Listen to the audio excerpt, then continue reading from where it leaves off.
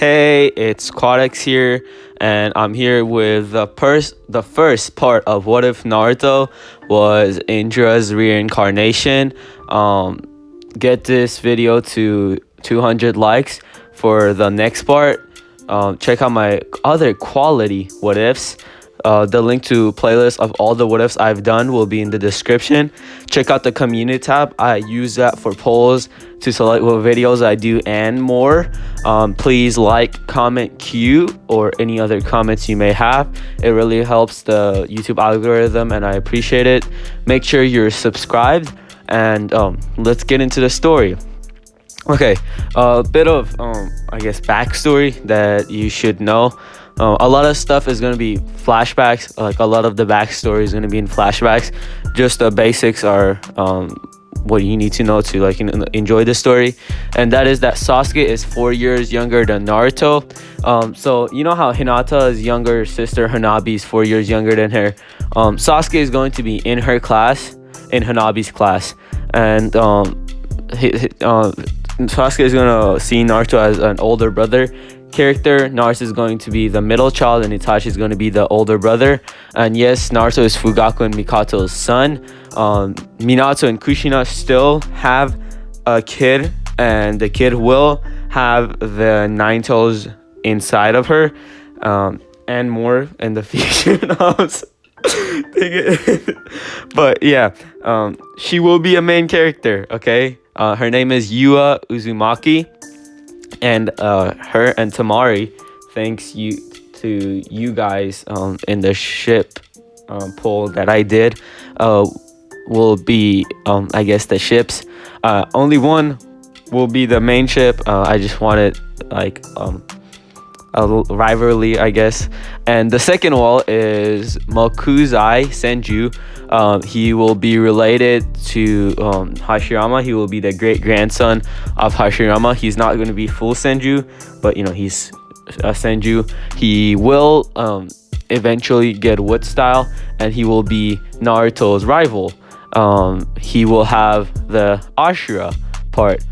I'm pretty sure, yeah, it's Indra. Wait. If I have that wrong and Indra's the Senju and Ashura is the Uchiha, I will fix that in the title. And I'm sure you guys will tell me in the comment sections. Other than that, let's get into the story. Indra's Legacy, Chapter 1. By the way, I am writing this. Any suggestions that you guys have are more than welcomed. I would love to see what you guys want to see next. I'll also do polls for what actions will take part in this, so keep an eye on the community tab. Indra's Legacy, Chapter 1. Naruto Uchiha, the son of the middle child of the head of the Uchiha clan. I made a mistake already. Naruto Uchiha, the son and middle child of the head of the Uchiha clan, wasn't in the best of shapes. His dirty, dusty body was covered in spit. His whole body had a burning sensation of torn muscles. He put on one hand after another. A crow could be seen flying high next to a massive cliff. As we zoom out further, we see Naruto, our protagonist, a third of the way up the gigantic cliff next to Konoha. A flock of birds fly by, and time went by. Fugaku's house. Itachi had just gotten home. As he was taking his sandals off, Sasuke charged at him, knocking him over. Mikado, seeing this, chuckled as she looked at her two sons' little scuffle on the floor. After Itachi played with Sasuke for a bit, he asked Mikado where Naruto was as he and Sasuke slowly got off the floor. Mikado smiled as she was cooking. She told Itachi that Naruto went out to train. Itachi chuckled as Sasuke pouted. "How come older brother Naruto gets to train but I don't?" Sasuke said with a childish look on his face. "I mean, he's only 4 years older than me."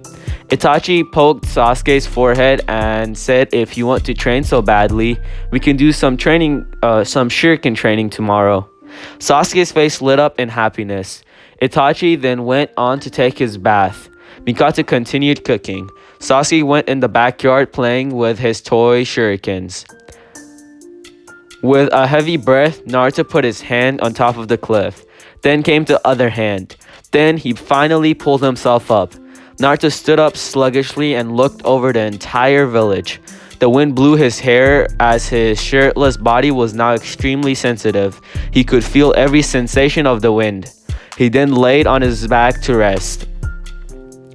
It was now getting dark. Naruto looked over the sunset as Itachi appeared next to him, also looking over the sunset. They just looked at each other and smiled as Itachi picked Naruto up and put him on his back. Itachi didn't scold him since he knew Mikato would do plenty of that. Naruto just got into the shower before Mikato could start. When he got out, Mikato scolded him to near death for overdoing it and being late. During this scene, Fugaku got home and chuckled as he saw it. He saved Naruto from Mikato's wrath. Mikato was annoyed that Fugaku was encouraging the behavior, but thought she might have been overdoing it. They all ate dinner as they talked about their day. Fugaku had a proud smile as he heard how his sons were coming along. Mikato was also proud, but the mother in her kicked in and there was balance. She would make sure her knucklehead son doesn't train too hard. She would also encourage all of them. She was a mother, but she was still a proud Uchiha. Naruto's eyes slowly opened up as he could hear his mom in the kitchen. His brain took a second to turn on, and then he realized what day it was. He jolted up like he had been shocked. He ran into the bathroom and quickly went through his daily routine. Mikato, Fugaku, and Itachi were all in the kitchen chuckling at the noises they were hearing from upstairs. Naruto came downstairs in his white shirt with the Uchiha symbol on the back. He had on black shorts. That's the usual thing he slept in. He sat next to Itachi, who started eating the delicious breakfast Mikato and Itachi had made. Sasuke followed shortly after as he sat next to Fugaku and Mikato. They talked for a bit as then Fugaku got up and left the house with Naruto. They were heading towards the academy. Itachi took Sasuke to the training grounds to practice on his shuriken jutsu. After Naruto's first day of the academy, he showed his father the progress with his fireball jutsu and then went to train with Itachi with his shuriken. It had been 2 weeks since Naruto been in the academy. In those 2 weeks, he had learned that this year was special. It was filled with clan heads' offsprings. The last of the Senju and Uzumaki clan were also in his class. He also found out, thanks to Itachi, he was very popular with the teachers and they had very high expectations for him. Not to mention the fangirls. It was annoying how they kept bothering him. After ignoring them for a whole week, they kind of backed off and admired him from a distance, not wanting to bother him. There were two people Naruto found intriguing: the Senju prodigy and the loudmouth Uzumaki. She had the personality of Kushina Uzumaki, based on the stories that his mother told him. Mikato told him to try to talk to her. He did, but she thought that Naruto was treating her like she was weak. She treated him normally, sometimes even being straight up rude. She wasn't fake with anyone. It was kind of nice being treated normal. They kind of formed a friendship. Kind of. The Senju prodigy. He was related to the first Hokage himself. He was Naruto's rival. He was knuckle-headed and extremely kind. He also treated him like a friend. He was strong too. The question now was how strong. They stared at each other intensely. It was the first time the academy was doing spars. Naruto and Mokuzai were the last two to be called. "Begin!" Iruka shouted as they both charged at each other. Mokuzai was the first one to charge as Naruto stood there awaiting Mokuzai's attack.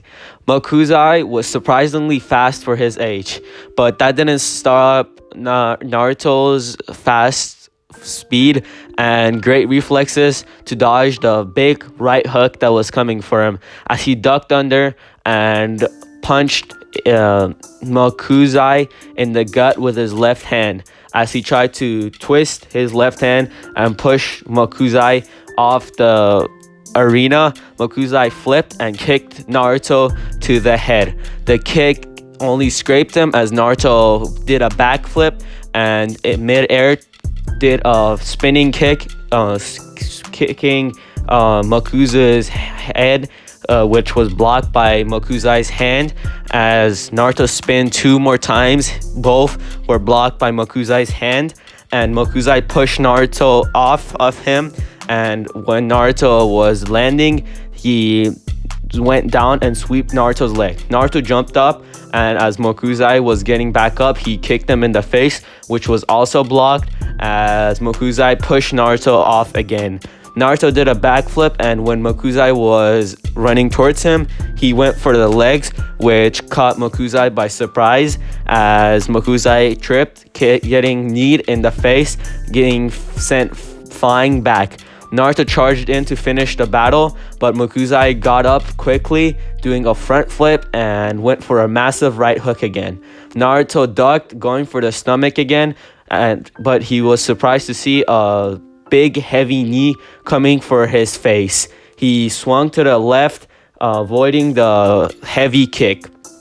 Mokuzai turned around with a grin on his face as Naruto got up, grinning also. The two swapped some more blows as Naruto slowly, with his above average reflexes and above average skills, was overwhelming Mokuzai's long taken stamina and heavy hits.